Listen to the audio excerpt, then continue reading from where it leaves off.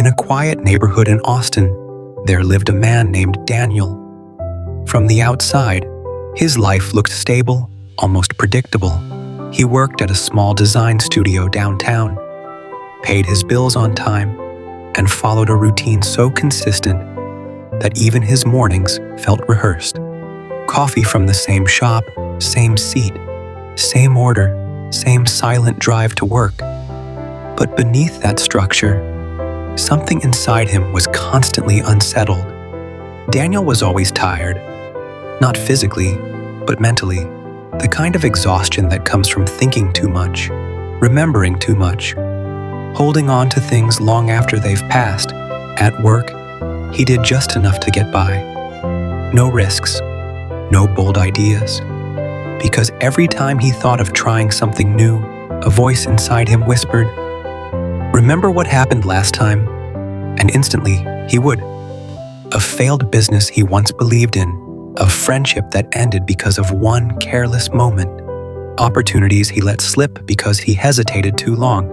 Even years later, those moments didn't feel distant. They felt recent, alive, unfinished. At night, when the world grew quiet, his mind grew louder. He would lie in bed, staring at the ceiling, replaying conversations that had already ended, rewriting situations that could never be changed. If only I had done that differently. I should have known better. And why didn't I just try? It was like living the same day twice, once in reality, and once inside his head. And somehow, the second one always felt heavier. One Saturday morning, Daniel decided to clean his apartment, not because he enjoyed it, but because he needed something to do besides think. As he sorted through old vещи, he reached the back of his closet and found a dusty cardboard box. Written on it in faded black marker were the words, "The old stuff." He pulled it out slowly, almost cautiously, as if it held something fragile or dangerous. Sitting on the floor, he opened it. Inside were pieces of a life he had quietly walked away from, but never truly left behind. An old phone with a cracked screen, a notebook filled with ideas that never became real, a hoodie that still carried a familiar memory, and a stack of letters he had written, but never sent. Daniel picked up the notebook first, page after page of plans, sketches, ambitions, versions of himself that once believed things would work out. He paused on one page, a detailed plan for a business he had poured everything into. He remembered the excitement, and then the failure. The page blurred slightly as he stared at it. He closed the notebook. Next, he picked up the letters. His hands hesitated. He didn't need to read them. He already knew what they said. Apologies that came too late. Words he never had the courage to say out loud. Feelings he buried, but never released. A heaviness settled in his chest. The box wasn't large, but sitting in front of it, it felt overwhelming. Daniel leaned back against the wall and exhaled deeply. For years, he thought time would take care of everything, that eventually, these memories would fade on their own. But they hadn't, because he never really let them go.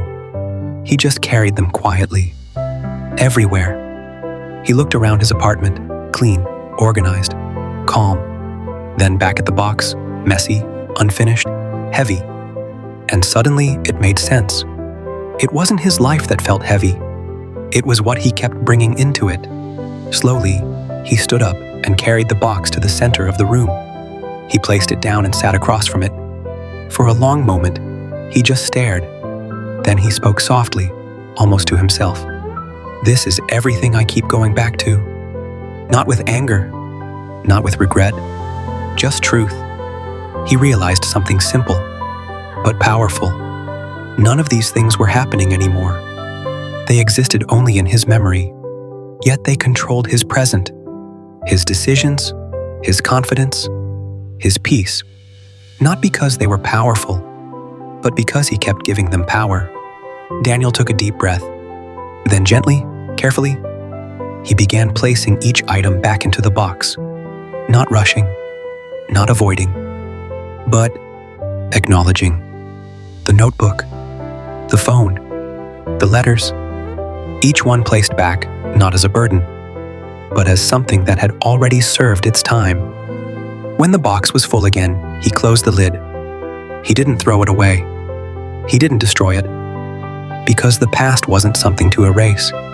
It was something to understand, and then leave where it belongs.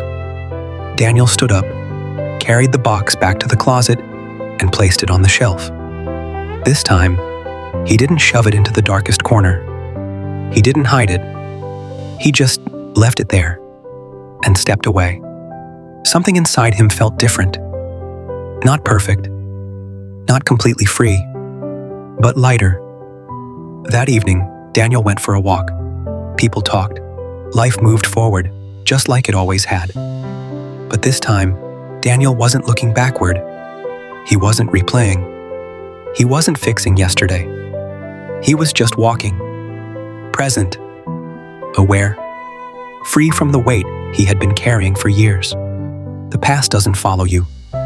You carry it. And when you finally stop carrying it, you don't lose anything. You finally gain your life back.